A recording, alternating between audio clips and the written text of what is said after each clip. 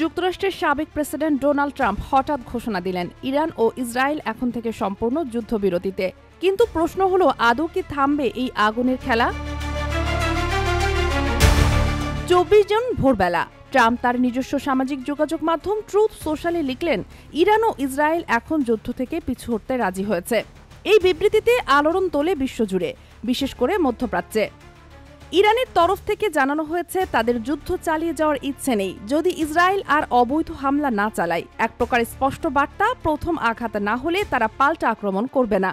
কিন্তু একেবারে ভিন্ন চিত্র দেখা যায় তেল আবিবে।